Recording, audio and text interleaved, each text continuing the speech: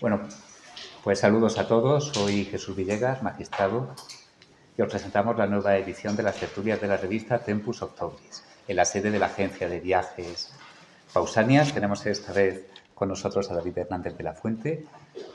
Ya os presentaré, pero bueno, es de sobra conocido y es un auténtico placer estar aquí con él. Y las palabras introductorias nos las va a decir de la editorial Síntesis, Eduardo. Sí. Hola, buenas tardes a todos. Lo primero, en nombre de la editorial Síntesis, primero agradecer a los que habéis venido a acompañarnos esta tarde, a la agencia Pausanias por acogernos, el convertirse por esta tarde un poco en nuestra casa, y en este caso a Jesús como anfitrión, y a David, que aparte de autor nuestro, es el director de nuestra colección de temas de historia antigua.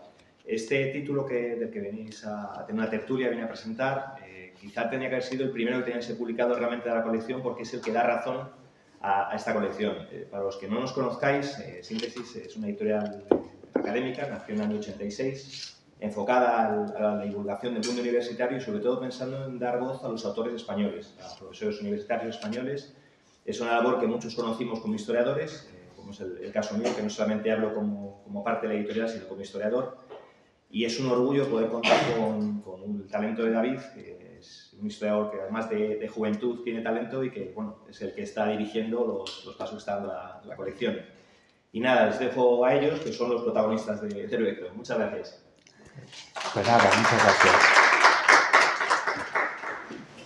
Yo no voy a robar el tiempo a David, porque aquí a quien hemos venido es a oírlo a él, obviamente, pero voy a hacer una pequeña introducción. Yo imagino que ya lo conocéis todos. David es un auténtico intelectual, es uno de los que está en la vanguardia de las ciencias clásicas ahora en España y pone de manifiesto que afortunadamente hay gente joven que está tomando la antorcha de los grandes maestros, aunque yo creo que ya él es un gran maestro a pesar de su juventud. Tengo aquí unas brevísimas notas curriculares, como dicen los cursis ahora, que me las ha pasado él, pero vamos, son tremendamente incompletas. Por ejemplo, aquí no pones que has escrito algunas novelas también. Y pues mirad, os hago una brevísima referencia y le doy la palabra a él ya, sin más preámbulo. Bueno, como sabéis, no es la primera vez que estáis aquí, estas tertulias las organiza una revista digital de jueces que se llama Tempus Octobris, que no está dedicada únicamente a cuestiones jurídicas, sino también a cuestiones culturales, filosóficas, etcétera. Los jueces, pues ya estamos a veces un poquito hartos de tantas leyes y tenemos que desengrasar el cerebro. Mirad, David es catedrático de Filosofía Griega en la Universidad Complutense de Madrid, ha sido docente e investigador de las universidades de Potsdam, Carlos III de Madrid y la UNED, y es autor de diversos ensayos sobre literatura, filosofía y mitología clásica. Él ha seleccionado pues El despertar del alma, Dionisio de Ariadna, Mito y misterio, El hilo de oro y los clásicos en el laberinto actual, y de numerosos artículos y capítulos, y ha recibido diversas distinciones en su trayectoria como el Burgen Scholarship Award o el Premio de Acción Cívica en Defensa de las Humanidades. También tengo que decir que yo lo conozco mucho. Antes de haberlo conocido, lo conocía de haber escuchado muchas conferencias suyas en la Fundación Juan Marc. Las tenéis ahí y las podéis descargar y os aseguro que son un verdadero lujo. Eso sí, mirad, una breve pincelada sobre el libro que presentamos ahora. Prolegómenos a una ciencia de la antigüedad. Es un libro, bueno, que está concebido como un manual introductorio. Él es muy modesto, dice que ni siquiera alcanza el rango de introducción, pero os puedo asegurar que lo cumple con creces para todos los que estamos interesados en el mundo de las clásicas. Ahora, en el que todo lo buscamos en Wikipedia y en 2 minutos nos convertimos en un experto sobre cualquier materia, merece la pena dedicar un poco a leer este libro donde está todo lo que uno necesita saber para adentrarse en el mundo de los clásicos. Es como una especie de brújula en la cual podemos no perdernos en ese mundo que para los que no somos unos especialistas, pues nos resulta a veces un poco laberíntico. ¿Qué podemos decir sobre el libro? Además de que lo leáis y lo compréis, obviamente. Pues que está escrito con una prosa, con un castellano precioso. Es increíble, de verdad. Además es un castellano a ratos original, porque él tiene los suficientes conocimientos como para utilizar el lenguaje como un artista y recrearlo, y con una cultura filosófica, histórica, que excede con mucho lo que es el estricto ámbito de la filología. Además, os puedo asegurar que también tiene conocimientos de psicología, en particular de psicoanálisis, que resultan muy, muy, muy amenos y muy bien hilados. Y sin más preámbulo, os cuento, he disfrutado muchísimo leyendo este libro. Mi mujer os puede contar que estaba enganchado y que no lo podía soltar. En el metro, bueno, mientras comía, en todos los momentos. Y no os doy más el rollo. David os va a hacer una breve introducción, porque claro, el libro da para no para una tertulia, sino para un curso entero. Y luego creo que lo interesante es que vayamos al diálogo y a las preguntas, porque vamos a aprovechar que lo tenemos aquí. Pues don David, cuando usted quiera. Bueno, muchas gracias, Jesús. Bueno, muy buenas tardes y muchas gracias por la invitación para participar en estas tertulias de la revista Tempus Octobris y gracias a la agencia de viajes Pausanias por su amable hospitalidad y por supuesto a Jesús Villegas, amigo y compañero en viajes, también en aventuras clásicas. Los dos compartimos este amor por el mundo antiguo y sobre todo tardoantiguo, Bizancio, Justiniano, bueno, compartimos muchas cosas, Jesús y yo, y le agradezco muchísimo la presentación tan cariñosa que ha hecho de mi persona y de este librito, ¿no? Yo voy a hablar brevemente, muy brevemente, porque yo creo que lo más interesante sería una tertulia, ¿no? Y compartir un poco los puntos de vista que se puedan suscitar acerca de la idea de este libro. Es verdad que, como ha dicho Eduardo, en nombre de la editorial Síntesis, este libro estaba concebido como una especie de libro marco para una colección que yo coordino, ¿no? Que es la colección Temas de Historia Antigua, que lleva ya 32 volúmenes, ¿no? Es una colección que, aunque lleva por título Temas de Historia Antigua, ha dado cabida a filólogos clásicos, historiadores de la filosofía, arqueólogos y, por supuesto, historiadores de la antigüedad y del arte antiguo, con la creencia de que se debe hablar de unas ciencias de la antigüedad que deben ser vistas desde un punto de vista global, ¿no? Últimamente tenemos la tendencia a la hiperespecialización, ¿no? A meternos en nuestro cubículo y examinar pues cerámica o, no sé, en fin, papiros o monedas, en fin, la numismática, la epigrafía, la papirología, la historia de la religión, etcétera, ¿no? Pero realmente lo que hemos aprendido de nuestros maestros, y cuando digo maestros hablo ya, bueno, miro muy atrás, ¿no? Miro a Winkelmann, miro a Wolf, o más atrás, ¿no?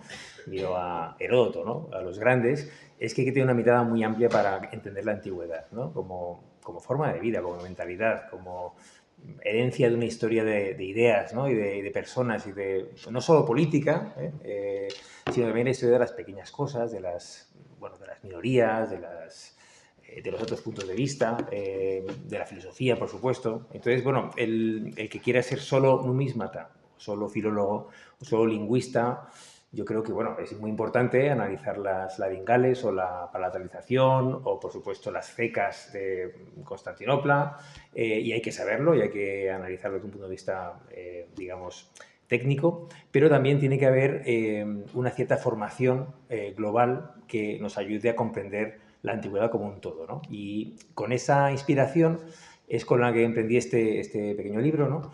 Que, como os decía, en principio era una introducción y debía haber sido el volumen 1, pero bueno, soy un poco vago, o la verdad es que quizá con todo el trabajo, clases y etcétera, mis disculpas a la editorial porque al final ha sido el volumen último, ¿no?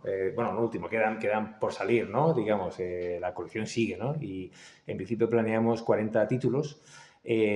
Como digo, llevamos 32 y bueno, pues vamos a retomar otros, espero que otros 40, ¿no? Porque hay autores, hay temas, hay líneas muy interesantes. La colección, brevemente os cuento, mi idea primera era hacer una colección tripartita con 3 grandes, digamos, apartados, ¿no? Apartado 1, grandes temas. La colección de temas de historia antigua no puede faltar, pues no sé, los minoicos, los visigodos, los etruscos, los grandes temas de siempre, ¿no? La República Romana, ¿no? En fin, que no pueden faltar en ningún abordaje serio de la historia, ¿no? Pero también hay una introducción a la literatura griega, por ejemplo, ¿no? O, en fin, es decir, grandes temas transversalmente, ¿no? En segundo lugar, hay un apartado, digamos, de aproximaciones más modernas, más complejas, problemáticas, las identidades, en fin, etnicidad de identidades en el Imperio Romano o en el Oriente Antiguo, etcétera. La historia de género, por supuesto, la historia de las minorías, de los marginados. Esas son aproximaciones que han tenido más fuerza últimamente, ¿no? En los estudios de historia, bueno, una perspectiva más, como digo, más complementaria a lo que ha sido hasta ahora la gran historia evenencial de la política, de las batallas, de los reyes, etc., ¿no? Y en tercer lugar, hay una serie de, no son biografías, pero sí son por lo menos perfiles de grandes personajes entre vida, obra y mito. Son personajes que tienen que tener un rasgo que a mí me encanta, que es el rasgo un poco mitológico, ¿no? Pues pensad en Alejandro, ¿no? Rey macedonio, gran conquistador, tiene, por supuesto, unas hazañas muy destacables, ¿no? Y pues un gran rendimiento histórico, podríamos decir, y luego también una versión y vertiente literaria y legendaria enorme. Atila, rey de los hunos, Justiniano, ¿no? Que antes hemos hablado de él, Virgilio, es decir, hay personajes que, bueno, Virgilio es el gran poeta de la época augusta, pero también es el poeta virginal, el poeta mago, el poeta casi chamánico en la Edad Media, ¿no? Con todas sus leyendas en Nápoles, bueno, esas figuras que a mí me encantan y creo que las que han aparecido son fabulosas, ¿no? Por ejemplo, Juliano, ¿no? El llamado apóstata. Hay una serie de pequeños acercamientos a esos perfiles tan sugerentes, ¿no? Y al final estoy hablando más de la colección que del libro, pero bueno, la verdad es que el libro está inspirado en la colección, por eso quería empezar por ahí, ¿no? Y es una especie de pequeño vademecum, quizá para tener al lado, ¿no? Yo lo he pensado muy enfocado hacia estudiantes, es decir, muy didáctico, algo así como todo lo que debería usted saber de la antigüedad antes de empezar con esto, antes de meterse en este lío, ¿no? ¿Qué tenemos que saber? Pues, bueno, pues que no solo que ha pasado mucho tiempo, sino otras muchas cosas, que cómo hemos leído la antigüedad y cómo nos la hemos imaginado, ¿no? A veces hay una Roma imaginada, ¿no? O incluso a veces imaginaria, ¿no? O un imaginario sobre Roma que ha ayudado o ha deformado, en unas ocasiones más deformado que ayudado, a comprender no solo la antigua Roma, sino sobre todo a nosotros mismos, en muchas épocas. Cómo nos han comprendido los ilustrados, ¿no? O los románticos en las ruinas de Roma cubiertas de madreselva y de hierbas, ¿no? Pensad en Gibbon, ¿no? Soñando entre las ruinas y diciendo, bueno, voy a escribir la historia del gran tema historiográfico, ¿no? ¿Cómo cayó Roma? O en Mommsen, ¿no? Diciendo, bueno, vamos a ver, Roma es un cuerpo, es una especie de biohistoria, ¿no? Una historia de una especie de ser vivo del que conocemos desde el embrión hasta la sepultura, ¿no? Y luego qué pasa con su cadáver, cómo se ha desmembrado y ha medrado en muchísimas otras entidades políticas, históricas, culturales, ¿no? Maravillosas. Bueno, pues esa era un poco la historia, ¿no? La historia llamada historia, es decir, intentar, bueno, no voy a extenderme mucho, pero solo quería plantearos esos temas previos que debemos tener en cuenta antes de meternos en esto. Y sobre todo la idea de que cada época tiene una antigüedad muy diferente, ¿no?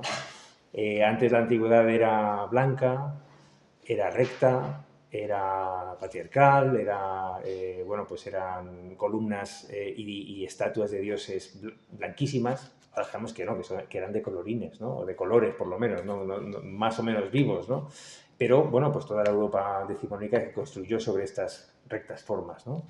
La Asamblea Nacional de París, Unter den Linden en Berlín, el Capitolio de Washington, nuestro Congreso de los Diputados, qué diferentes lucirían con color, ¿verdad? Pero bueno, es una antigüedad posible. Hoy hay otra. Hoy dicen, bueno, pues hay que hablar de la etnicidad, hay que hablar de esto, del género. Bueno, pues sí, son temas muy, muy de hoy, ¿no? Y realmente estamos hablando de nosotros mismos más que de lo antiguo, ¿no? Pero esto ya ocurría con la antigüedad, ¿no? Ya ocurría, perdón, en la propia antigüedad. Ya los antiguos, en su discurso sobre los orígenes, más bien hablaban de ellos mismos, ¿no? Entonces, bueno, brevemente el libro tiene 6 capítulos. El primero, la introducción, el primer capítulo, comienzos del estudio de la antigüedad, empieza con los griegos, claro. ¿Y con qué griegos empieza? Pues con los mitos de los orígenes, la Edad de Oro. Cómo los griegos se plantean su antropogénesis, ¿no? O etnogénesis. los mitos de Platón, el mito de Prometeo en Protágoras, el mito de las edades también en Platón, el mito de la Atlántida y de la antigua Atenas, como los antiguos en el plano mitológico primero y luego en el plano histórico, ahí están Heródoto y Tucídides, que consideran la guerra de Troya una guerra histórica, que lo fue obviamente, que tienen conciencia de también provenir de un antiguo linaje, ¿no? A veces se funde mitología e historia, a veces se funde la cuestión de la autoctonía, ¿no? De dónde nacen los antiguos atenienses. Son cigarras, nacen de los árboles, como la raza de bronce, de los fresnos, etc. Mitologías de los orígenes, ¿no? Y antigüedad. Ese es el primer capítulo. Y por supuesto hay mucha literatura en ese capítulo, ¿no? El segundo capítulo ya da un salto un tanto arriesgado hacia el nacimiento de lo que se podrían llamar las ciencias de la antigüedad, ¿no? Ahí usamos una terminología alemana, la Altertumswissenschaft, o en plural, Wissenschaften. Bueno, es un invento, entre comillas, alemán, pero por supuesto es imposible sin la historiografía cristiana, es imposible sin el medievo y es imposible sin el Renacimiento. Y es un invento ilustrado, ¿no? Obviamente estamos hablando del siglo XVIII, finales, del XIX, cuando una serie de estudiosos se plantea cómo sacar a la luz los vestigios del mundo antiguo, tanto arqueología como fuentes, monedas, etc. Nacen los primeros manuales también de las subdisciplinas, ¿no? De la paleografía, no sé, de la diplomática, etc. Y cómo, bueno, pues se hace un recorrido que va de lo uno a lo múltiple, ¿no? Casi platónicamente, ¿no? Y ese salto se da un poco sin red, ¿no? Desde la antigüedad hasta la ilustración, con algunas breves paradas, como os decía, en el medievo y en el Renacimiento. El tercer capítulo, bueno, pues cuenta la historia de esa escisión, ¿no? Que es un divorcio muy fructífero también, el de las pequeñas disciplinas, ¿no? El más sonado es entre la filología y la historia. Si tengo muchas peleas, yo soy filólogo, ¿no? Y con los historiadores, los de la facultad de enfrente, con cosas muy, muy tontas, como por ejemplo en los nombres de las asignaturas, ¿no? Cuando hay una que se llama paleografía, nos la quieren quitar. Oye, la paleografía es nuestra. Oiga, no, la paleografía, nos esperamos por las subdisciplinas, ¿no? Por ejemplo, para nosotros es la cultura, para ellos la civilización. Pero en realidad, ¿de qué estamos hablando, no? Las facultades tienen estas tiranteces terminológicas muy simpáticas, a veces tontas, ¿no? O luchas de poder, quizá, ¿no? Pero tiene mucho que ver con esa historia, ¿no? Ese divorcio fue sonado, pero rompiendo una lanza por los filólogos, ellos eran nuestros, ¿no? Antes, quiero decir, ellos se fueron de casa, ¿no? Y ahora algunos quieren volver, ¿no? Claro, no se puede estudiar historia antigua sin las fuentes, sin las lenguas, ¿no? Eso está claro.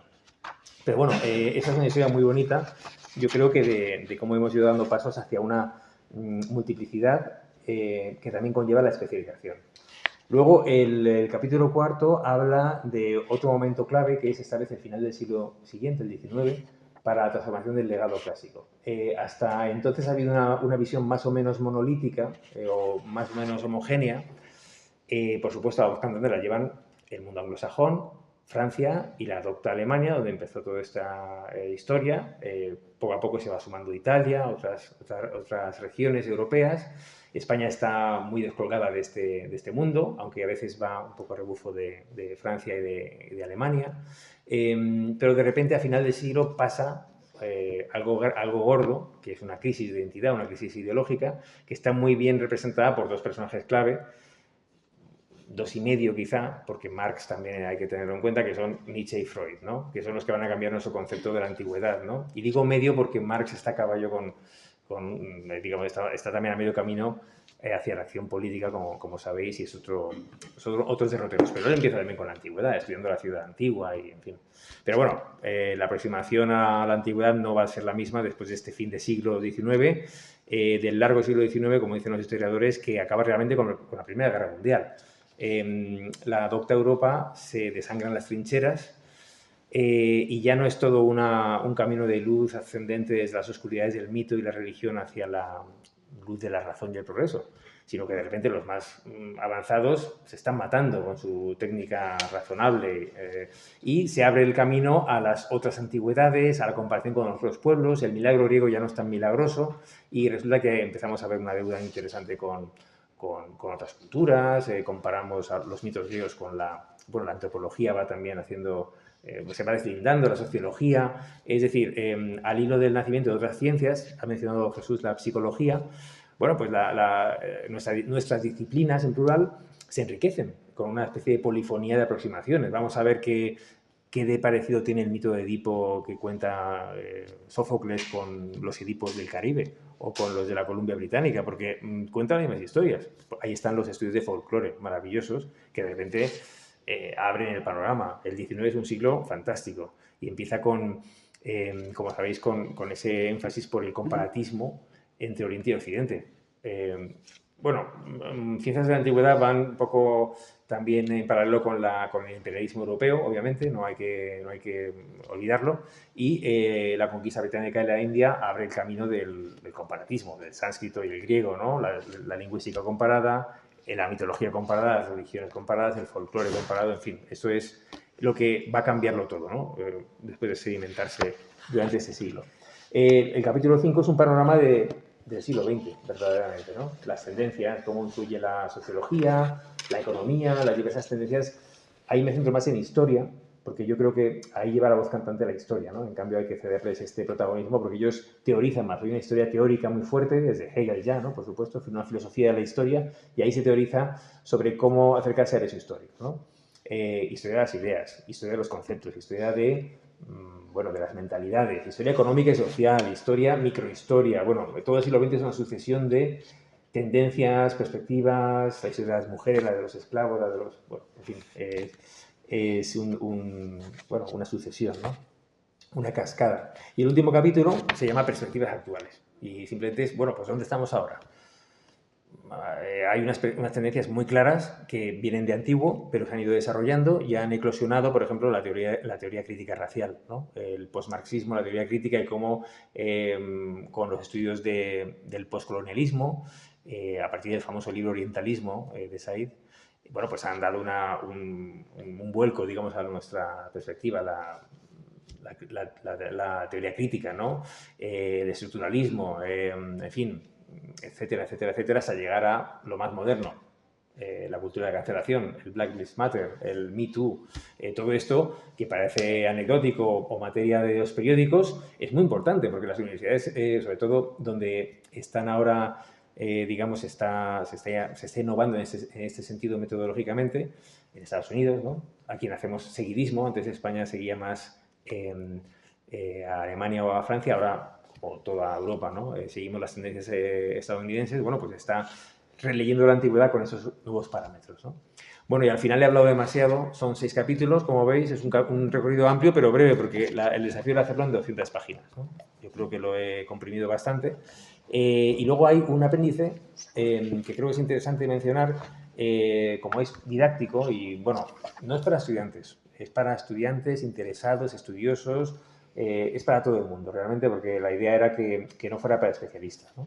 Entonces, en el apéndice hay una selección de textos comentados, hay 18 textos, que van desde lo más antiguo, pues creo que está aquí, uno de los primeros es Polibio, está Tucídides, el método del historiador, cómo los antiguos se aproximan a la historia, y los más modernos pues hablan de arqueología de género, el modelo racial griego, la famosa Atenea Negra de Bernal, ¿no? Muy polémica, siempre muy contestada, ¿no?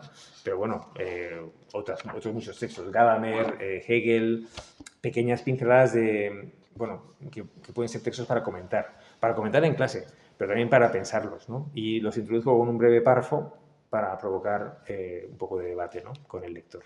Y bueno, pues esto es el libro, no voy a entretenerme más, no sé si ahora quizá podemos dialogar, ¿no? Bueno, ya habéis visto lo bien que se explica, cómo va el grano y el placer que es escucharlo. Hablábamos al principio de que lo más interesante es que tuviera esto un formato de tertulia, de coloquio y que interviniera el público. De todas formas, para romper el hielo, voy a lanzar yo una andanada y voy a poner una serie de temas sobre la mesa. Mira, David, yo voy a ser un poquito crítico, ¿sabes lo que te digo? Para que no sea todo un incensario y para ponerte en una situación un poco comprometida.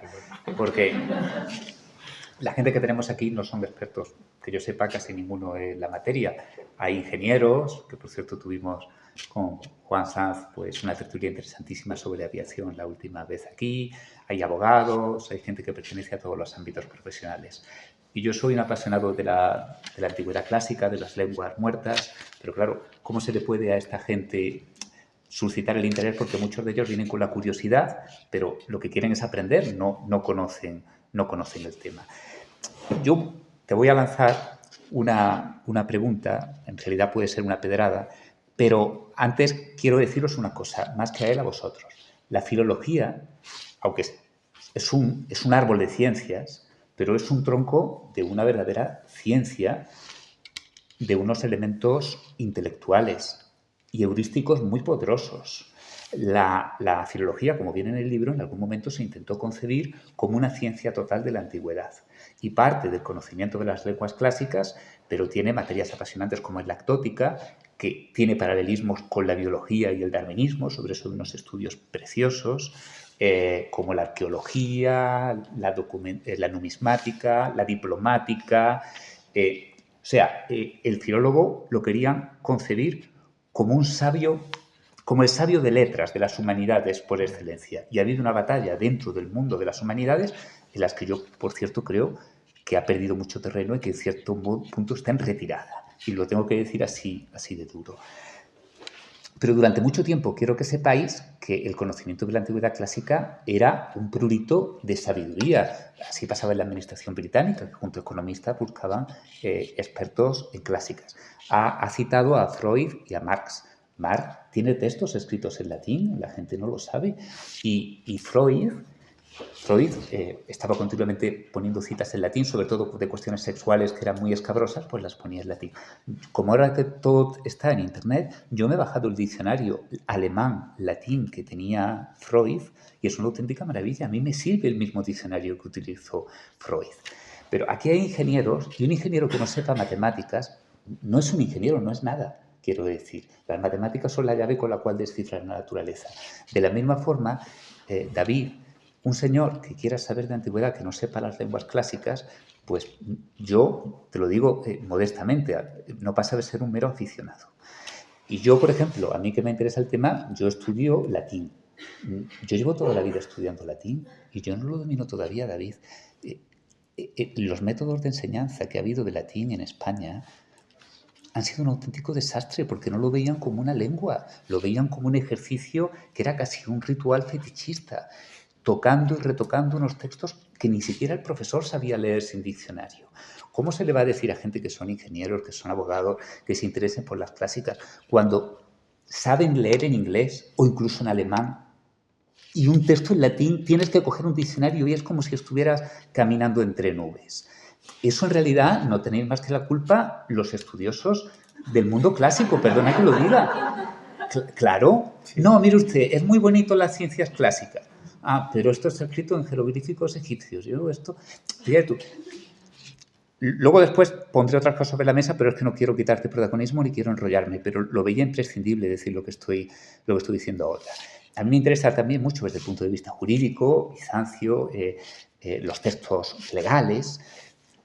Aparecieron las instituciones de Gallo, que tú lo mencionas aquí, que eso es una joya, David, porque teníamos el texto original. O sea, no eran copias de copias, era el mismo texto original, que fue un palimpsesto que tuvieron que borrar un himno bíblico, que no me acuerdo cuál era, y aparecieron las instituciones de Gallo. O sea, ahí teníamos el texto, la misma fuente. Eso es algo para llorar de alegría, tener el mismo texto que se escribió en la época de Gallo.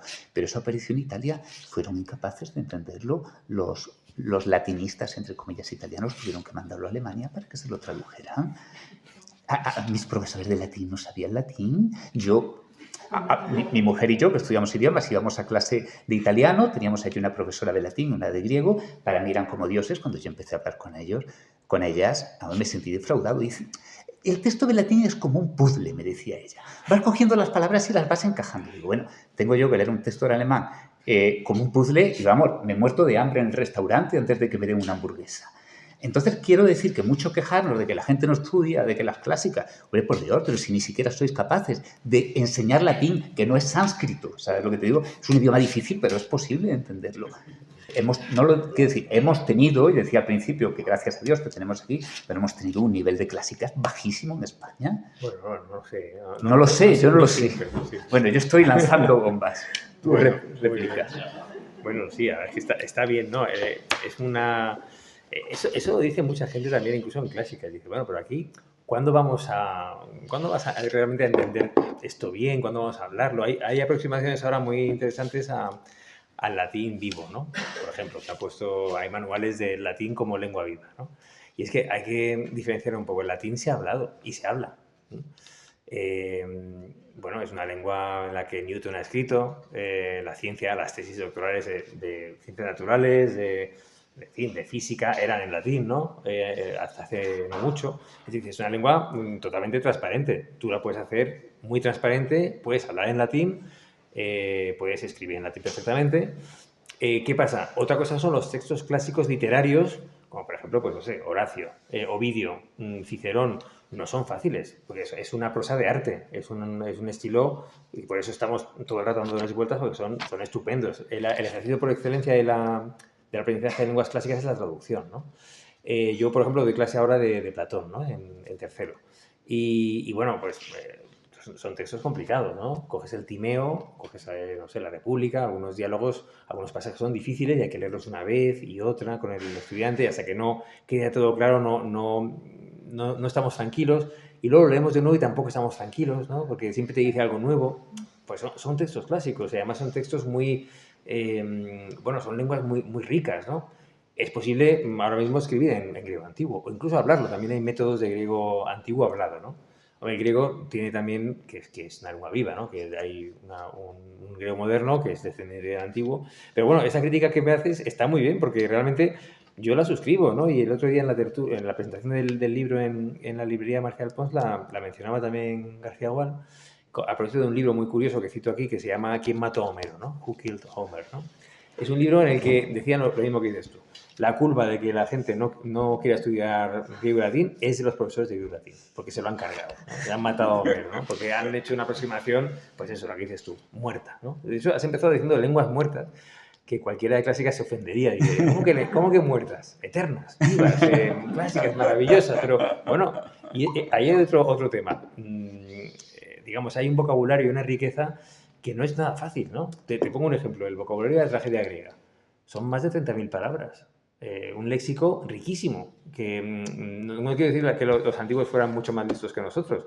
En algunas cosas no, sí, etcétera. Pero ¿cuánto léxico maneja un hablante del castellano hoy día? No, pero ¿Cuántas palabras? Lucrecio se quejaba de que el latín tenía poco vocabulario. Bueno, yo estaba hablando yo soy de griego, ¿no? Latín ya es una lengua bárbara, ¿no?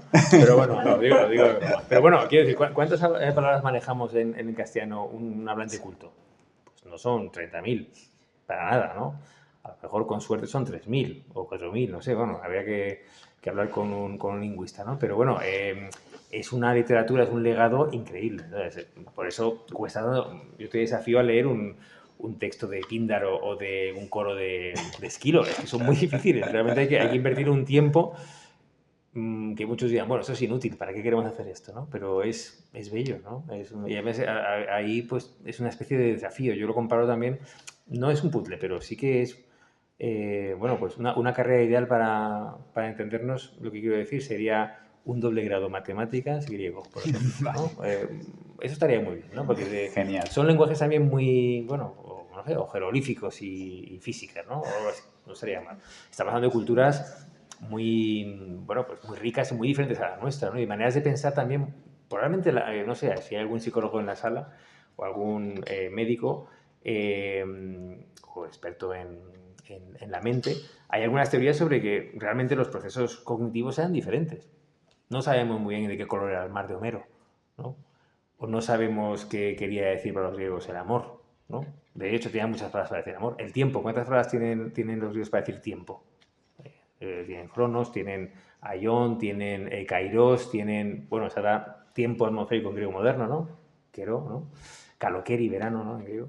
Tiene muchas palabras para tiempo, muchas palabras para decir, bueno, como es esa cosa típica que se dice, ¿no? Los esquimales tienen muchas palabras para decir La hielo, ¿no? Sapiro Ball, me parece que es, ¿no? Sí, bueno, pues pero no, nos quedan muy lejos estos señores, ¿no? O sea, por una parte están muy cerca porque nos queremos ver en ellos, ¿no? Los griegos son los que son mis antecesores, la razón, un ingeniero dirá, no, los romanos son los padres de mi disciplina, tal y cual. Los queremos ver muy cerca, pero han pasado muchos siglos y no los entendemos del todo bien, ¿no? Es decir, muchas veces lo que yo quiero un poco resaltar en el libro es que estamos más veces hablando de nosotros mismos que de ellos, ¿no? La Con alguna... antigüedad tardía puede ser un buen puente entre ambas, ¿no? Que sabes que es apasionante y que tú te has centrado en ella. Sí, por ejemplo, el latín que se habla entonces o el griego, Que es ver la evolución de las muy lenguas es fácil mucho eso. más fácil Claro. que esa especie de lenguas también un poco de arte o de Exacto. construcciones a veces un poco artificiales, el griego de Homero. Exacto. ¿no? Pero bueno, sí, yo tenía aquí apuntadas algunas cosas para responderte, pero vamos. Sobre todo quería destacar un poco esto que has dicho de la filología. ¿No notáis que la filología ha caído en una especie de desprestigio, la palabra filología, ¿no? Curioso, ¿no? Porque os pongo una anécdota. En mi facultad, que se llama Facultad de Filología, no sé por cuánto tiempo, ¿no? Todas las carreras, la palabra ha sido como vetada, ¿no? Porque ya no está de moda, ¿no? La palabra viene de antiguo, la cuña, bueno, está en las leyes de Platón, aparece filología, ¿no? Es un amor a las palabras, a la cultura, a la literatura, y se puso muy de moda en el 18 y 19, cuando Wolf se matriculó en el estudio de filología, y la filología es todo, ¿no? Y luego ya se empiezan a separar, pero era todo, ¿no? Filologie, ¿no? En alemán. Exacto. Y luego en Francia también se adopta y, bueno, en el mundo anglosajón nunca cuajó philology, ¿no? Siempre fueron classics, classical studies, no sé qué, tal. Y entonces ahora en las facultades está vetada, ¿no? Entonces antes era, no sé, licenciatura, ahora es grado, ¿no? Una palabra horrible eso de grado, ¿no? O máster, ¿no? En vez de maestría, esas cosas que todo copiado de inglés. El grado bueno, ahora son estudios ingleses, estudios orientales, no es filología inglesa, no es la única que se ha mantenido por ahora es el grado en filología clásica, ¿no? Pero en el máster nos lo han cambiado, ahora se llama máster en estudios clásicos. Y es la punta de lanza para cambiar los dos, ¿no? Porque ahora son los estudios, ¿no? Estudios clásicos, estudios orientales, estudios... Dentro de poco a los de derecho van a quitar derecho, van a poner estudios legales, ¿no? O estudios, a los físicos estudios de materiales, no sé, estudios de... No sé. Es curioso, ¿no? Ha habido una caída de la filología en cuanto a prestigio, culpa seguramente de los filólogos, ¿eh? Yo ahí lo suscribo. Quizás de cierta, bueno, pues poca amplitud de miras, ¿no? Y bueno, pues por ahí iba a responderte, ¿no? Esta historia, ¿no? Y luego lo que has dicho también me llama la atención, esto de que durante todo el 19 ha sido la gran cultura. La gran cultura, o sea, todo el mundo estudiaba griego y latín. O sea, se pasaban muchísimos años estudiando griego y latín. Hasta hace poco, los antiguos bachilleratos, uno se acordará, eran muchos años. En Italia siguen siendo... Italia todavía tiene...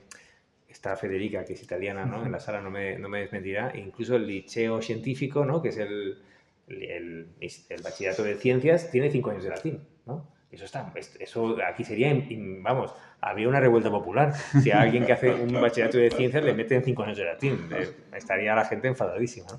Pero no, ahí no, y es curioso, ¿no? Y antes era así, entonces todo el 19, todas las élites europeas se forman sabiendo leer directamente a Homero, a Horacio, a Virgilio y lo llevan en la mochila, ¿no? Y lo llevan en el original. Martínez Campos, nuestro político del 19, traduce a Catulo. Las partes obscenas no, las deja un poco fuera, ¿no? Porque eso eran muy beatos, ¿no? Las partes así un poco pornográficas, quizá. Pero bueno, tenía esa cultura clásica, ¿no? Y bueno, por ejemplo, Inglaterra, ¿no? Churchill seguramente es el primer gobernante inglés que no es de clásicas. Y lo miraban fatal en el gabinete, ¿no? Chamberlain decía, bueno... Tienes un apéndice ahí, la colección de textos preciosos Sí, hay un sobre texto eso. muy bueno sobre eso. La élite británica, claro, los que conquistan la India, África, todo esto, se iban con Homero de memoria. Y hay una anécdota muy bonita de Patrick H. Fermor, famoso viajero, ahora que estamos en Pausanias, ¿no? Que es una agencia estupenda de viajes a Grecia, en Creta, ¿no? Militar, escritor, cultísimo también. Bueno, toma como prisionero a un comandante nazi y se ponen a recitar Horacio en latín, los dos, vide, aut altas te, no sé qué tal, ¿sabes? Lo cuenta en sus memorias, ¿no?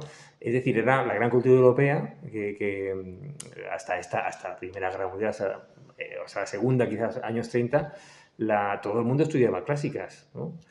¿Y qué ha pasado? Pues lo que decías tú, ¿no? Un ingeniero sin matemáticas no es nada, pero un humanista ahora puede hacerlo todo sin latín y el griego, ¿no? Incluso, por ejemplo, hacer una tesis sobre Platón, un filósofo, sin saber palabra de griego, ¿no? O un historiador hace una tesis sobre Esparta sin saber nada de griego, ¿no? Eso es tan raro como si no sé, un historiador del periodo victoriano hace una tesis sin manejar las fuentes en inglés. Es que eso sería totalmente absurdo, ¿no? Yo no leo inglés, pero voy a escribir sobre la reina Victoria y su camarilla, tal. Y bueno, pues es un poco las notas que tomaba según me criticabas. Pero, ¿cuál es la causa de que ahora haya caído tanto? Pues mira, yo creo que es una combinación o sea, no se puede achacar todo a los profesores de clásicas, que hemos hecho las cosas muy mal, de verdad, en muchas cosas.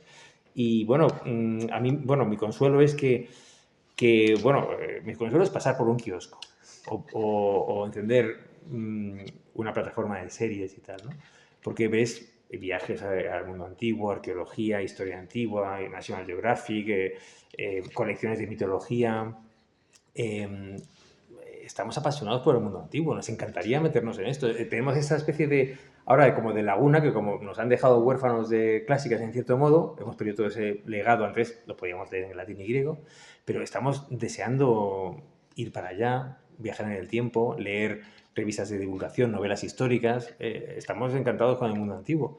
Lo que pasa es que, bueno, pues la parte, digamos, más de estudio, pues ha decaído, ¿no? Lo que no ha decaído es el interés. Yo creo que hay más que nunca, no sé si estés de acuerdo, ¿no? Pero vamos, ahora que estamos aquí en Pausania, ¿no? Bueno, que al final Sí, David, me lo decía un seguimos. poquito para provocar, ¿eh? No, Sí, sí.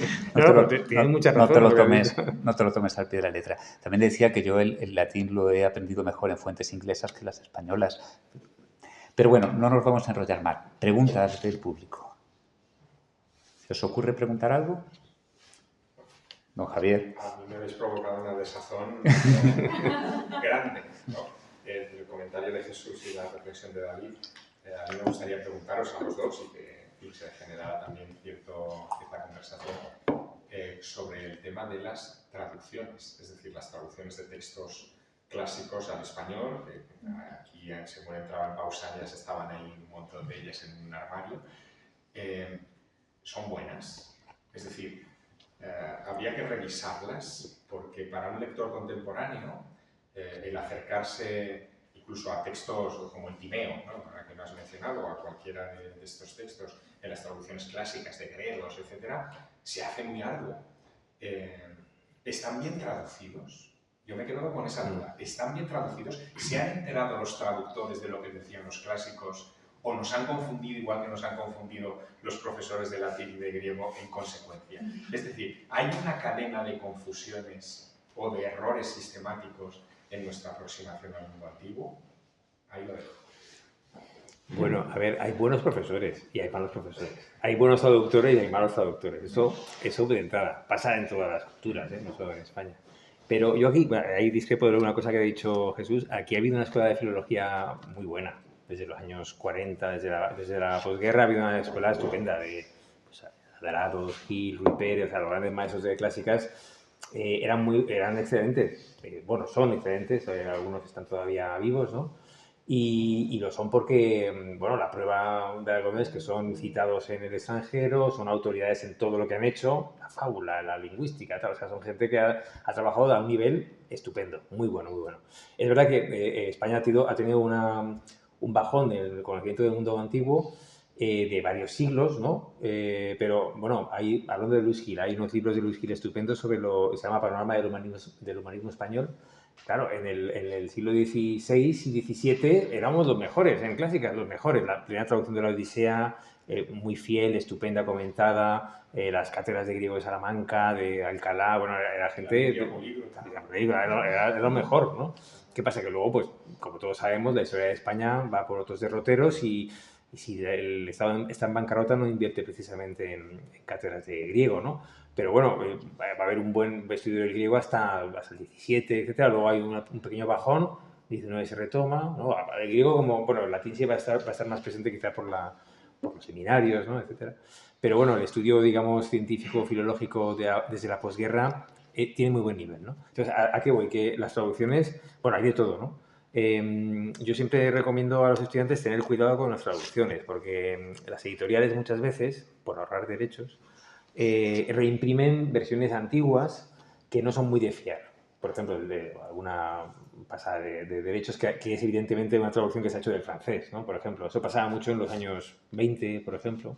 Hay muy buenas traducciones de esa época también, como la de Segadá, la de Homero, ¿no? O Hesíodo, que era un profesor de griego de Barcelona, pero otras a veces pasa mucho, pero pasa con otras lenguas. Por ejemplo, pues Cansinos Asens traduce Las mil y una noches del árabe, o en la literatura rusa se traduce en los años, a principios del 20 del ruso. Bueno, sospecho que muchas veces no, ¿no? O la colección está Clásicos Vergua, tan famosa, que traducía el Kalevala, del sánscrito, de muchos lenguajes, la traducía de los originales, no lo sé, no, lo dudo, ¿no? Pero bueno, yo a los estudiantes les digo, bueno, se puede confiar en las grandes ediciones de referencia en castellano que son, yo creo que Gredos, Cátedra, Alianza, no sé, esas colecciones de clásicos que están hechas desde el original, que están hechas por profesores de griego. Algunos son mejores, otros peores. Eso es que es así, vamos. Hay algunos que son, pues bueno, tienen más virtudes literarias, otros menos, ¿no? Son fieles, algunas son muy áridas, otras son más flexibles. Pero bueno, yo creo que en general son buenas traducciones. Lo bueno es que se traduce cada vez más, ¿no? Por ejemplo, ¿cuántas traducciones de Homero tenemos? Pues bastantes, ¿no? Hay vivas en el mercado, pues por lo menos 7. De Marco Aurelio, pues hay como 10. Bueno, algunas hay que ver un poco el traductor también, ¿no? Pero yo creo que podemos fiarnos de ellos. Otra cosa es que muchas veces el traductor se apoya en otras traducciones o pasajes difíciles los simplifica. Por ejemplo, hoy teníamos un pasaje del Timeo muy complicado, ¿no? Había un relativo y no sé qué y tal. Entonces la traducción era complicadísima. Vemos la traducción de Gredos y el traductor, que es muy bueno, se lo ventila rapidísimo, ¿no? El sentido está muy bien, pero claro, le falta, claro, lo que pasa es que luego piensas, claro, en castellano si pongo esto es horrible, ¿no? Y suena fatal. Entonces es mejor acortar, ¿no? El traductor tiene que hacer esas selecciones, ¿no? Como por ejemplo el verso y traducir Homero en prosa. Pues bueno, a no ser que uno esté muy dotado para los alejandrinos, que no es mi caso, pues es que no le queda otra, ¿no? No sé.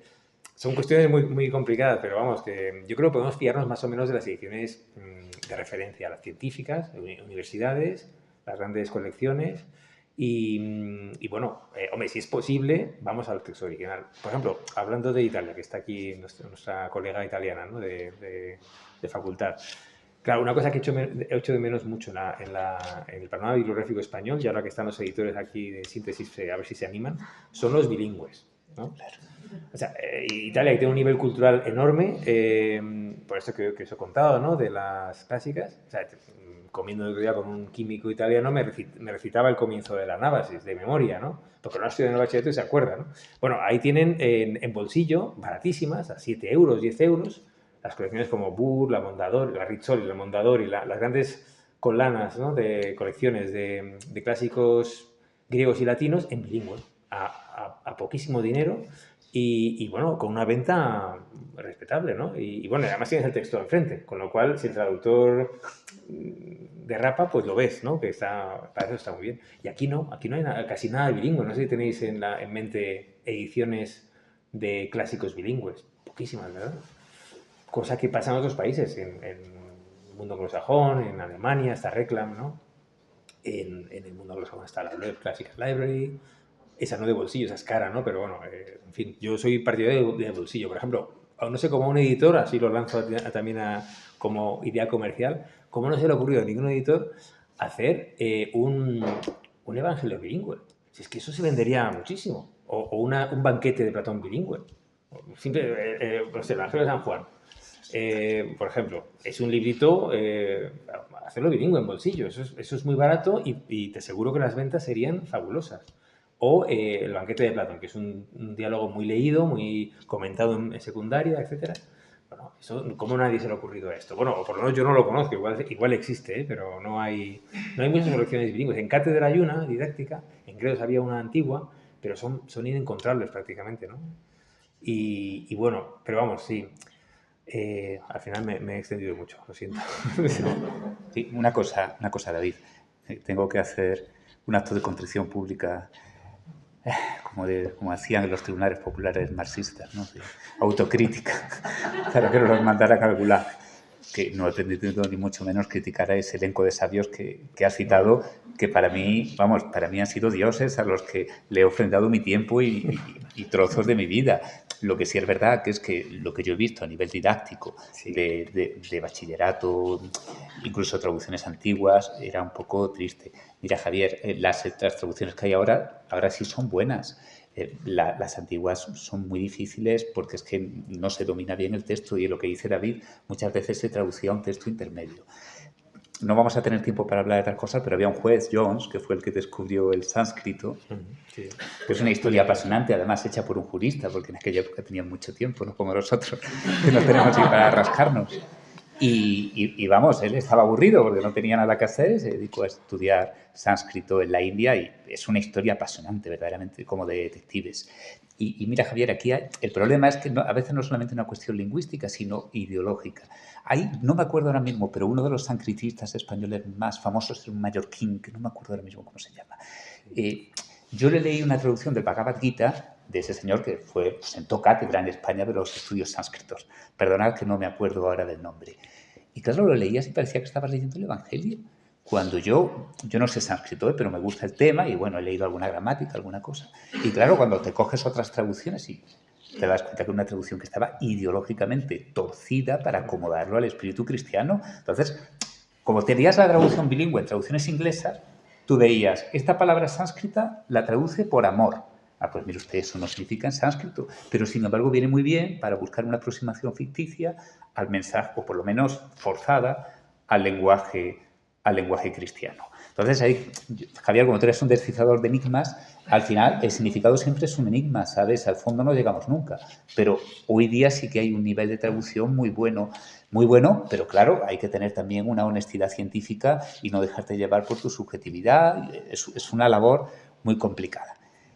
Yo, si no preguntáis, voy a sacar un tema. Sí, pregunta. Sí, yo tengo una pregunta. Has hablado, y yo creo que es un tema muy relevante, ¿no? Sobre, has dicho, cuando en realidad cuando estudiamos a los clásicos nos estamos estudiando a nosotros, estamos ofreciendo una visión de nosotros mismos. Entonces eso significa, o eso implica, entre otras cosas, que los clásicos tienen muchas formas de interpretarse, ¿no? A mí me interesa mucho Hölderlin. Entonces Hölderlin era un apasionado debería haber sido filólogo antes que filólogo, etcétera, etcétera, ¿no? Entonces hay que pensar en él al final de su vida, loco, hablando, recitando a Píndaro por las calles de Ringland, ¿no? Él escribió el Hyperion y el Hyperion tuvo una interpretación muy peculiar, ¿no? Y hay que pensar, por ejemplo, en cuántos soldados nazis iban a la guerra con el Hyperion en el bolsillo, es muy fuerte, ¿no? Entonces, ¿realmente qué estaban leyendo ahí? Por supuesto, yo creo que no estaban leyendo lo que Hölderlin había querido escribir, porque lo había escrito en esa euforia, ¿no? Con revolucionaria francesa, etc. Pero hay ciertas ideas expresadas de cierta forma que fueron tergiversadas de una manera, ¿no? Y entonces hay una interpretación de la antigüedad que a nosotros nos choca muchísimo hoy, ¿no? Cuando leemos el Imperio no nos cae en la cabeza que eso inspirara a las juventudes plebeianas en un momento dado, ¿no? Sí. A partir de cierta lectura. Entonces la pregunta es un poco, ¿cómo ves tú eso? Es decir, ¿qué pasa? Que se puede sacar cualquier cosa de los clásicos, ¿no? Irene Vallejo, que se ha puesto tan de moda, ¿no? Con este ensayo, a mí me parece un ensayo muy bonito, pues también apunta un poco a eso, ¿no? A que hay distintos clásicos, hay luces y hay sombras. Entonces es un poco, no sé, ¿cómo lo ves tú? Bueno, a mí me gusta mucho una definición muy famosa de Calvino, que dice que un clásico es el libro, el texto que nunca termina de decir lo que tiene que decir, ¿no? Y bueno, luego tienen otras redefiniciones y otras definiciones. Claro, tiene que decir muchas cosas y a cada uno de nosotros. Se puede interpretar también de muchas maneras, ¿no? Y hay muchos ejemplos, ¿no? El partido nazi y los bolcheviques reivindicaban el ideal platónico de una utopía, ¿no? Todos intentan buscar una justificación en el pasado. Otra cosa es lo que realmente han dicho estos autores, ¿no? muy difícilmente en Platón vas a encontrar justificación para horrores o totalitarismos, ¿no? O en Herod o en Hölderlin, ¿no? Otra cosa es, claro, lo que comentábamos antes, los soldados británicos que conquistaban la India llevaban a Homero en la mochila, ¿no? Y obviamente se miran en el espejo de Aquiles, los héroes, y cuando van a luchar, pues, bueno, ellos se sienten como, o a Roma, ¿no? No sé, la literatura latina en la mochila se siente como la nueva Roma. Y el imperialismo europeo, pues, se gesta sobre la base de una recepción de Grecia y Roma como una cultura superior, etcétera. Claro, eso son lecturas sin fin, ¿no? Los clásicos también tienen esa virtud, que es provocar todo tipo de reacciones, ¿no? Hemos hablado de Marx, por ejemplo, aquí, la reacción que provoca la lectura de los clásicos en Marx, en Max Weber, por ejemplo, ¿no? En el sociólogo alemán, o en Nietzsche, que era filólogo, ¿no? Pero Freud, en fin. A cada uno le da por descubrir un aspecto muy diferente. Lo de lo dionisíaco y lo apolíneo, antes que a Nietzsche se le ocurre a Plutarco, muchos siglos antes, ¿no? Pero de una manera muy diferente, y él con esa intuición cambia la historia de la cultura. También Nietzsche es leído de una manera horrible por ciertas personas, ¿no? Y Spengler y muchos autores, y Marx, ¿no? Y son culpables ellos de esas múltiples lecturas, no sé, llevan el germen del horror, o es que los textos clásicos nos hablan muy personalmente a cada uno de nosotros, ¿no? Pasa como con los mitos, ¿no?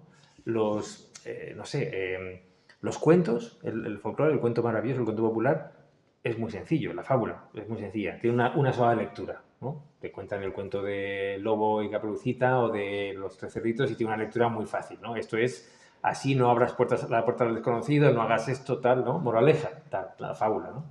Pero ¿y el mito? ¿Y los clásicos? Tienen muchísimas lecturas. ¿Cuál es la culpa de Edipo? ¿Qué quiere decir el mito de Edipo? Pues ya no lo sé. Puede ser, no sé, la lección no es evidente. ¿La lección de Edipo cuál es? ¿No te cases con tu madre? Pues hombre, eso es muy claro, ¿no?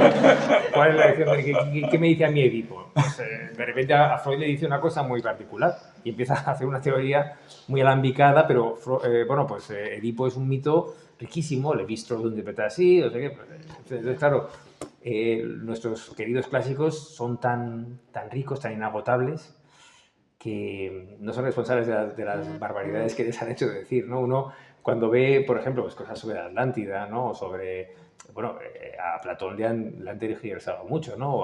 No sé, o sobre Tule, o sobre... No, es que Platón dice aquí que los griegos juegan en América. Bueno, oiga, aquí no dice nada de esto, ¿no? O que aquí dice Platón que... No, vamos a ver, o bueno, por poner un ejemplo, ¿no? O aquí hay un... Esto implica que los griegos ya conocían no sé, cosas... Se ha hecho decir de todo, ¿no? Pero bueno, ahí están un poco nuestros maestros, queridos maestros, que agradezco a Jesús eso, que no dudaba que apreciaras a estos viejos maestros, ¿no? Que son fantásticos, ¿no? Que son buenos traductores y buenos enseñantes, ¿no? Buenos profesores, ¿no? Pero ahí están los maestros que nos guían, ¿no? Y nos ayudan a veces también a quitar toda esa ideología, ¿no? Por ejemplo, recordaba lo que decía... Jesús sobre la traducción de la Bhagavad Gita, esta que he mencionado, no la conozco, hay varias, ¿no? Algunas muy buenas, por ejemplo la de Arnau, está muy bien, ¿no? Que es un pensador estupendo, una combinación además como creo que debe ser, que es astrofísico y sánscritista, ¿no? Ojalá hubiera más gente así, ¿no? Bueno, pues es que es necesario, ¿no? Es necesario hacer esto. Pero, por ejemplo, pues Antonio Piñero, ¿no? Acaba de sacar una obra monumental, preciosa, que es traducir el Nuevo Testamento, todo el Nuevo Testamento, filológicamente, científicamente explicado y traducido. Es decir, lo que dice ahí, no interpretado, porque toda traducción, como bien has dicho, tiene un poquito de interpretación, ¿no? Aquí dices, bueno, pues vamos a poner alma aquí, vamos a poner amor, aquí dice en griego, y para el griego de esta época, ¿no? Hay varias, se está viendo ese melón, ¿no? Y ahí está la filología vale para esto, para decir, bueno, realmente, ¿qué pone aquí? Y cuando se escribió esto, ¿qué quería decir? ¿No? Esto quería decir lo que luego es el dogma de la Eucaristía a partir del Concilio II de Letrán, etcétera, etcétera, o es otra cosa, ¿no? Y ahí está la filología, que está haciendo un trabajo muy interesante, ¿no? Por ejemplo, el juez Jones yo a veces pienso, el vuelco que le tuvo que dar el corazón cuando de repente empieza a ver el sánscrito y dice, anda, pero si esta raíz es como el griego, como el latín, pero si esto es, si son lenguas hermanas. Y de repente empieza toda la lingüística indoeuropea a los vellos de punta. Buenos, y los traductores buenos existen, ¿eh? Y yo he tenido varios, ¿no? Y de hecho, yo me metí en clásicas por mi profesora de secundaria, en tercero de BUP. Me pilló por banda una profesora maravillosa, Alicia Simonet, ya fallecida, una mujer increíble, ya era mayor entonces, tendría pues unos 60 años más o menos, y soltera, viajaba sola por el mundo con su... se iba a África, Namibia, no sé qué, me contaba unas cosas increíbles. La clase nos tenía fascinados porque hacía que los clásicos nos dijeran, nos hablan de nosotros mismos a un nivel muy íntimo, ¿no? Quizá, con sus matices, pero una de esas maestras inolvidables, ¿no? Y por eso yo me metí en esto, ¿no? Entonces, yo creo que todos hemos tenido algún profesor de estos, ¿no? Espero, ¿no? También hemos tenido profesores malísimos. Yo, por ejemplo, la física la odié, ¿no? Quizá eso porque es una profesora muy mala, ¿no? En cambio, la de griego, pues algunos maestros, algunos traductores, algunos escritores te dicen, sigue por aquí, chico, tú tienes que seguir aquí porque Homero te está hablando personalmente y te está diciendo una cosa muy, muy bonita. O el mito de Edipo te está diciendo esto, ¿no? Investígalo, ¿no? Sigue por ahí. Entonces, es la riqueza de los clásicos, ¿no? Eso es un poco la... Pero en la educación actual la gente ya no tiene ni esa primera aproximación porque no estudian nada de latín y griego, obligatorio. Hay todavía, no obligatorio. ¿Tienes la posibilidad de conocer ese profesor o profesora que te... Pero con el flamenco en Andalucía. Porque si no vas ya por ese camino, tienes cero relación. Yo, por ejemplo, griego no lo vi nunca, no fui consciente. No era obligatorio, en mi época tampoco. La mía tampoco. Pero la mía sí era obligatorio un año de latín para todos. Sí. Y eso yo una vez lo... Pero ahora ya nada.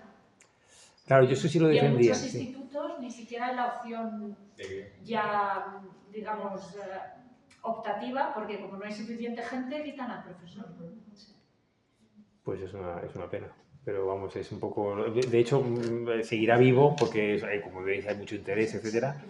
Hombre, yo sí que defendería, y lo hice públicamente en un artículo, en una tribuna, que hicieran latino otra vez un año obligatorio. Por una cuestión muy sencilla. Que no es para tanto, un año, quiero decir, no da tiempo a nada, a rosa y poco más, y un poco hablar de... Pero un año para todos, para ciencias y letras, obligatorio. Y que no sea cultura clásica, no, latín. Y lo argumentaba porque el descenso de la calidad de los textos, de la lectoescritura, de la comprensión, de la ortografía, es tremendo. Pues un científico que haya estudiado latín no se va a equivocar tanto con las P's y las V's o con las H, porque sabe un poco de dónde vienen las palabras, aunque sea una pincelada de latín, pero está muy bien tenerlo. Un año, que menos, un año obligatorio como era antes. Y igual que hubo un pacto nacional por la filosofía, ¿recordáis? Hubo en el Congreso, todos los partidos se pusieron de acuerdo por una vez en decir, la filosofía, un año obligatorio para todo el mundo, que está muy bien, obviamente, por supuesto, ¿no? Como hasta cierto... por supuesto que la matemática tiene que ser obligatoria hasta cierto momento quizá que uno ya... Pero el latín, ¿por qué no? El latín es muy importante. Si fuéramos islandeses, no. Pero es que hablamos castellano, somos españoles, ¿no? Es muy importante conocer nuestra lengua, ¿no? Pues esa sería un poco mi propuesta, pero no sé si tendrá éxito, ¿no? ¿Más preguntas? Una cosa, yo quería preguntar, ya que antes hemos estado hablando de nuestro querido Sánchez Dragó, ¿qué opinas de esa frase que él repetía mucho, que decía que él estaba convencido que desde el siglo V a.C. el mundo iba en retroceso? Yo me puse a buscar cosas, entrevistas de él, y le volví a oír decir, desde el siglo V, con los presocráticos y tal, antes de Cristo, el mundo va en retroceso. No sé qué opinas. Historia. Sí, bueno. Es una vuelta muy, muy simpática, ¿no? Hablas. Sí, como quieras. A ver, eso viene también en el libro de David, la historia de las mentalidades. Entonces, de un tiempo a esta parte tenemos la creencia de que vamos progresando, pero en la antigüedad lo que se tenía la creencia era lo contrario, que la perfección estaba antes y vamos en decadencia. Hay un autor, Lucrecio, que sí es un historiador progresista, un pensador progresista, que cree que se va progresando, pero es una excepción.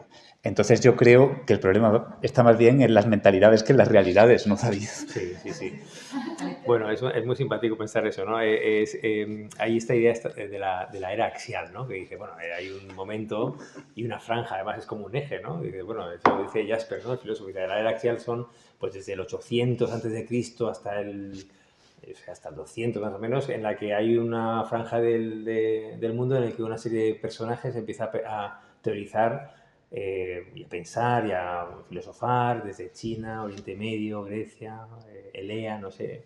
Y es una época fantástica para el desarrollo de... Es una revolución para el Sapiens, como la cognitiva, como la neolítica. Habrá una revolución en esa época, ¿no?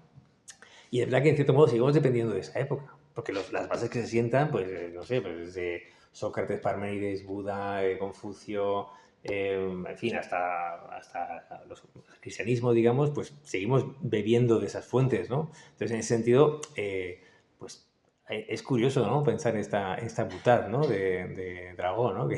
Pero bueno, yo creo que es un pelín exagerado, ¿no? ¿Has visto la película Las invasiones bárbaras? Es una francesa muy buena. Y ahí discuten de que hubo una época en la historia de la humanidad que fue absolutamente privilegiada. Hablan en la película de que hay inteligencias colectivas, no individuales, que es con el Renacimiento. Dice, bueno, Giardini, Maquiavelo, esa gente, nadie podrá decir que ha habido un retroceso ahí, más bien todo lo contrario. Quiero pedir disculpas por una cosa. Estoy mirando el móvil, pero no por nada, sino porque tengo... No es por el tiempo, podemos estar todavía un poco más, sino porque tenía cientos de notas tomadas y me las he dejado. Entonces las estoy supliendo buscando en internet. Una cosilla que quería decir, no quería sacar el tema, pero es que no me resisto. El de la corrección política de todos esos rollos, ¿vale? Que de verdad que no quería sacarlo, pero bueno. De todas formas, una pequeña pincelada. Es que no me he traído las notas, como decía. El sanscritista mallorquín se llama Joan Mascaró, ¿vale? Y era muy bueno, pero que hay que leerlo con otras traducciones y con textos bilingües, porque te das cuenta que es una traducción forzada hacia el cristianismo, ¿vale? Y lo que decíais de los textos, pues bueno, la Bhagavad Gita la leía Himmler, que era un apasionado de ella, y Gandhi también. Y ha sido pues un emblema también del pacifismo. O sea, como son textos religiosos, muchos de ellos pues sirven para lo que quiera. La Biblia ha servido para mil y unas cosas, que eso en realidad también tiene un lado positivo. Es como si fuera un diamante que tiene muchos destellos y lo podemos enfocar con muchas luces, ¿sabes? Eso pasa con los textos de la antigüedad y no verlo desde un punto de vista dogmático. Cada uno encontrará a su propio autor en el texto que está leyendo y le inspirará su vida de una manera o de otra. Por lo menos a mí es como eso me funciona. Mirad, y ahora es que me parecía muy vulgar, pero hay que decirlo. Vamos a ver, están atacando los estudios clásicos porque se dicen que desde el punto de vista de la corrección política. Eso le dedica prácticamente un capítulo entero David al tema, aunque fuera nada más que por eso ya el libro es que merece la pena porque eso es interesantísimo, ¿no? Aunque de luego no es la parte más interesante del libro, la parte más interesante es cuando pones sobre la mesa tus conocimientos filosóficos e históricos, que es para disfrutar al máximo. Y las conexiones con el psicoanálisis son preciosas. Pero bueno, a lo que iba, bueno, vosotros ya sabéis que quieren cancelar a Homero, eso lo puse en la publicidad, pero es que es así, literalmente. Que dicen que son racistas, que son machistas, que no sé qué, no sé cuántas. Bien, yo es que en realidad creo que ni hay que responder a eso.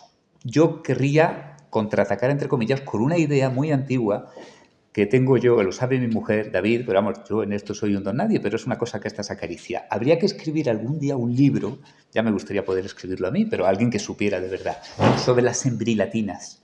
Que era, las embrilatinas, ¿sabéis lo que son? En la España del siglo XVI, XVII, pues cuando una mujer era muy culta, pues la criticaban, porque decía, esta tía no sirve para procrear, es pedante, no sé qué, como si fuera inteligente, pues que poco atractiva, ¿no?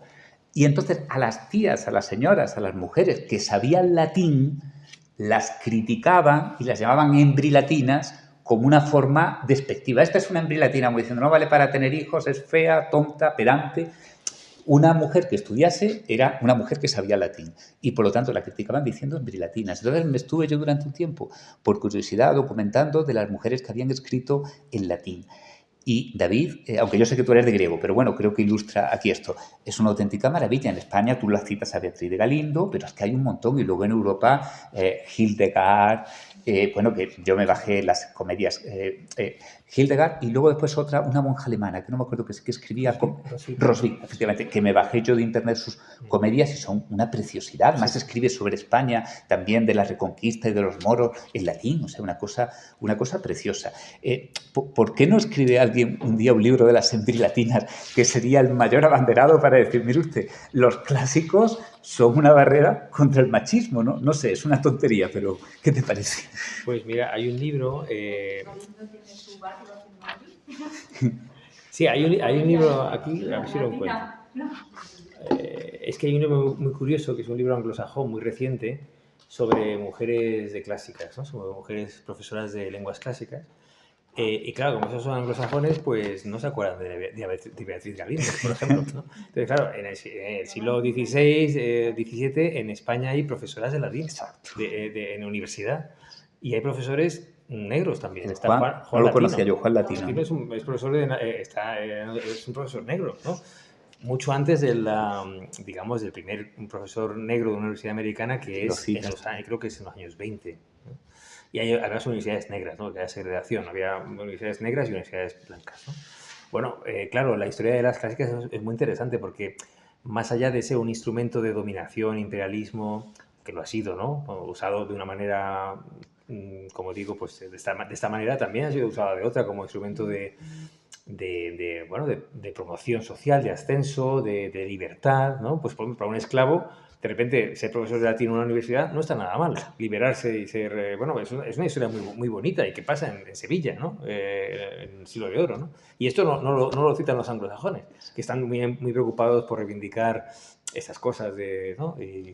Y esto es una historia que habría que escribir, ¿no? Que habría que escribirla también. Es decir, en algunos momentos la cultura clásica y el humanismo ha servido para romper barreras, ¿no? Y entonces, bueno, pues en el mundo actual, que está tan preocupado justamente con esto, que a veces lee el pasado de una manera un poquito anacrónica, ¿no? Y queremos hacer justicia mirando al pasado, ¿no? De una manera un poco iconoclasta, a veces, pues habría que tener en cuenta esa otra historia, ¿no? Alguien tendría que escribirla también, ¿no? Y bueno, eso más o menos es la idea del libro, ¿no? Sobre todo esa parte última, es decir, ¿a dónde estamos yendo con estas nuevas tendencias que recogen temas antiguos y esta idea también del tiempo, bueno, del progreso, de la mirada al pasado, ¿no? que has comentado? Pero sí, vamos, yo lo que diría sobre este tema que es muy vivo. Obviamente no van a poder cancelar a Homero, ¿no? Sí, no pudieron los... Es decir, hubo momentos de crisis mucho peor que esta. ¿eh? Por ejemplo, pensar en el Egipto copto en el siglo VI. Los monasterios de repente decían, bueno, aquí, ¿para qué queremos a Platón o Homero? Vamos a quemarlo, ¿no? Si esto, ya la Biblia la leemos en nuestra lengua, ¿para qué queremos griego? Tal. O un poco después, ¿no? Cuando viene el califa Omar y conquista Alejandría, etcétera, ¿no?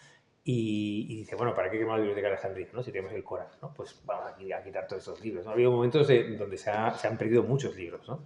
Pero no han podido con Homero, ni con Virgilio, ni con ninguno de esos autores, aunque eran paganos. De hecho, luego los propios cristianos, con muy buen tino, los más listos de ellos, hay un momento muy curioso del siglo IV que me gusta mucho contarlo en clase, porque los cristianos pasan a ser los más listos de la clase. O sea, hay un momento donde la pelea está en muchos sitios, ¿no?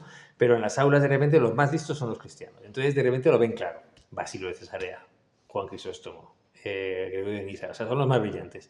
Y dicen, pero bueno, que vamos a subir el lenguaje coloquial del Evangelio, vamos a escribir bien, esta cultura es la nuestra, ¿no? Y salvan el legado clásico, ¿no? Es decir, ha habido momentos mucho peores, ¿no?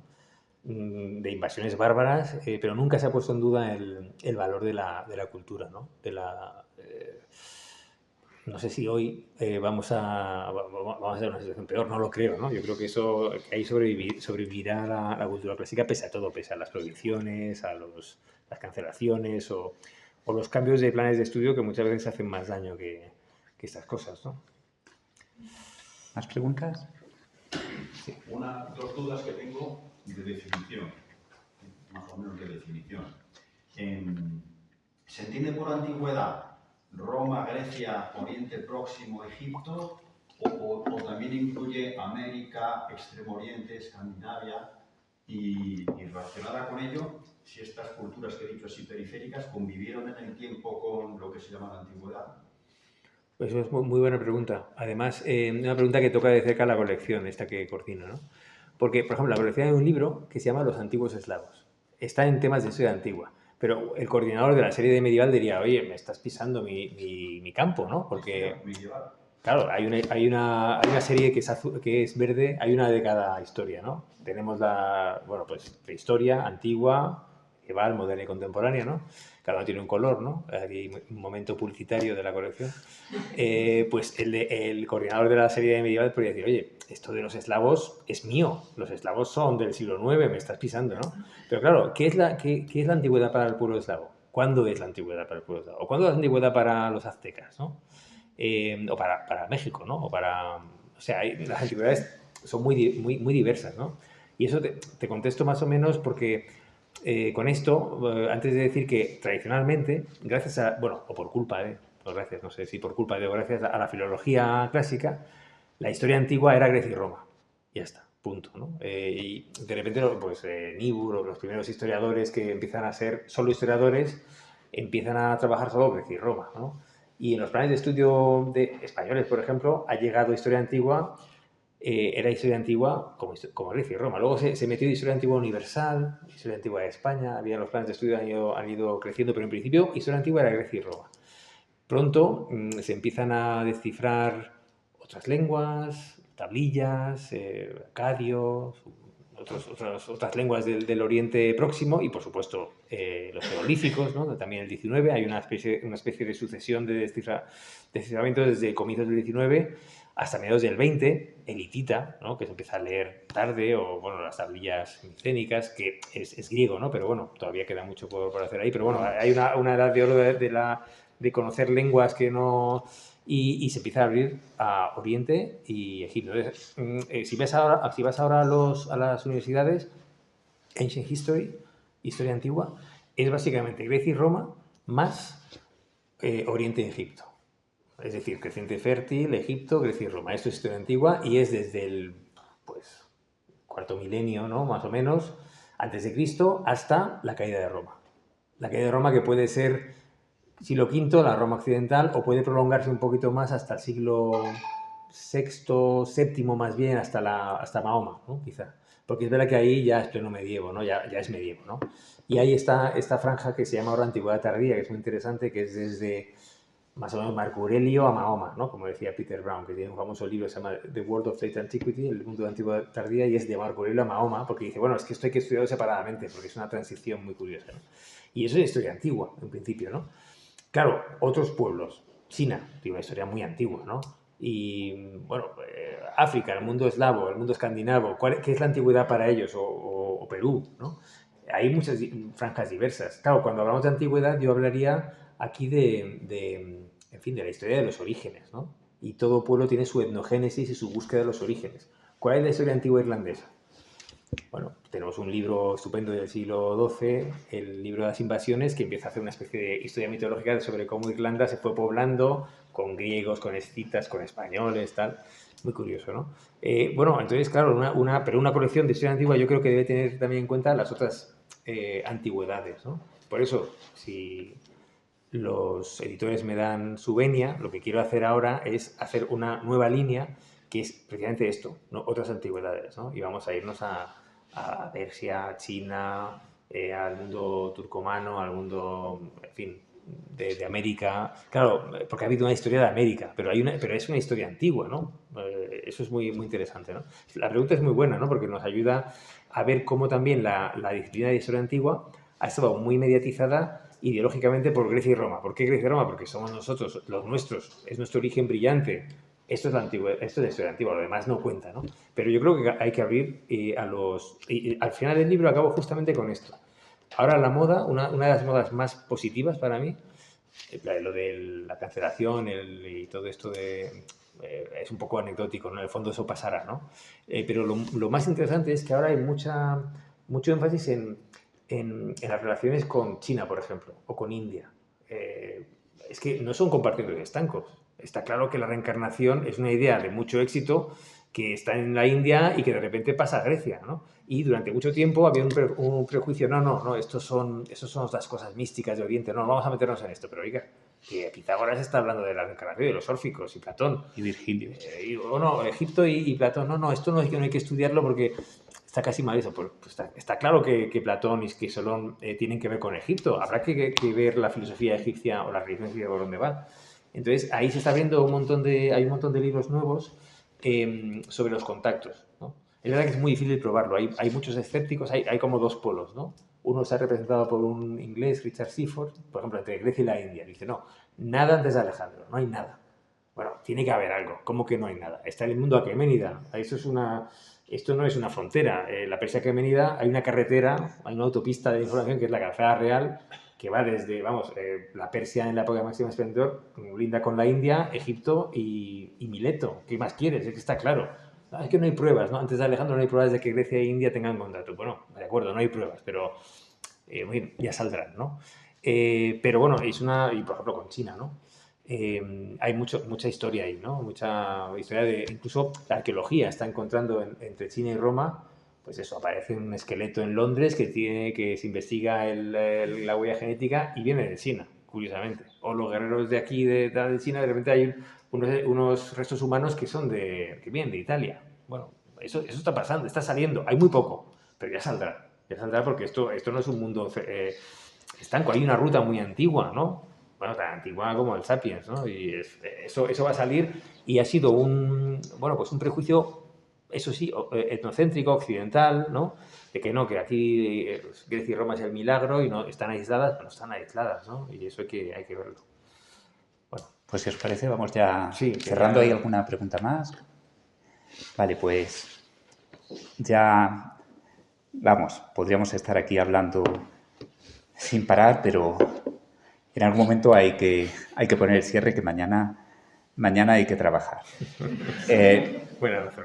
Sí, como veis es un auténtico placer. Para mí esta tertulia es como un sueño, quiero decir, porque yo a David lo conocía antes de conocerlo. Mi mujer me regalaba libros suyos, yo oía conferencias en la Fundación Juan Marc y no sé, era como una especie de ídolo. Esto es una fantasía que quería cumplir. Me da pena de que no hayamos hablado un montón de cosas, de Mommsen, por ejemplo, que a mí me encanta como jurista. Una cosa que quería decir, que es una pequeña tontería, pero que queda ahí como anécdota, lo que has dicho de esos descubrimientos simultáneos que se producen. Algunos antropólogos han llegado a hablar incluso una ley del descubrimiento simultáneo, porque sucede también en la ciencia, ocurrió con el telégrafo. Yo recuerdo cuando era joven, adolescente, que leía a Erich von Däniken, en una vergüenza, lo digo en público, que lo que decían que eran los extraterrestres que nos infundían los conocimientos. Pero quiero decir que es que eso está ahí, en determinados momentos, como hongos con una lluvia que no sabemos de dónde llegan, empiezan a aparecer las ideas. La poligénesis. Efectivamente. El cultivo del maíz en América, exacto, del trigo, del arroz, de repente sale en un momento, ¿no? Claro. Entonces, como veis, esto no tiene fin. Yo voy a terminar, además de dándole las gracias a David, más es que me gusta muchísimo el manejo del lenguaje que tiene. Para mí es como hipnótico. Escribe muy bien, es relajante, pero después habla muy bien, con una entonación, con una prosodia muy agradable. Yo, además que es que me gustan las palabras, o sea, la filología es que es el amante de la palabra. Mirad, voy a terminar leyendo un fragmento. Bueno, quiero decir también que no se me olvide que, por supuesto, las clásicas, el latín, griego, la historia, la antigüedad, esto subsistirá. Lo que tenemos ahora es una pequeña tormenta. Ha habido auténticos terremotos. Esto es una cosa insignificante. Enemigos mucho más duros ha habido. Cuando llegaron Atila y demás, van a comparar con esta gente. Pero bueno, Luis Alberto de Cuenca, me imagino que lo conoceréis, es un poeta excelente, pero también es un experto en clásicas, es un filólogo. Y es muy amigo de David, y le estaba leyendo, que iba a venir, pero no ha podido. Estaba leyendo ayer un poema de él, debieron ser estas coincidencias cósmicas, los extraterrestres parece que me iluminaron un poquito, y precisamente el poema que estaba leyendo ayer por la noche de él tiene unos versos que no me resisto en citar, o si lo quieres leer tú, porque seguro que lo dices más bonito que yo. Por eso estoy mirando tanto el móvil, porque me he dejado las notas. ¿Cuánto sé de mí? Dice, si quieres, tengo aquí subrayado. Yo que sin gafas, no sé si... Para eso están los clásicos. ¿Desde dónde? Aquí, simplemente, para eso están. Para eso están los clásicos, para aceptar la casa sin ventanas en que vivimos, por inhabitable que nos parezca, y para descubrirnos qué pasa en nuestra alma, qué se cuece en nuestro desolado corazón. Pues yo creo que con estas palabras damos el broche de oro a esta magnífica tertulia de la revista Tempus Octobris. Gracias a Pausanias y gracias a Gracias, David.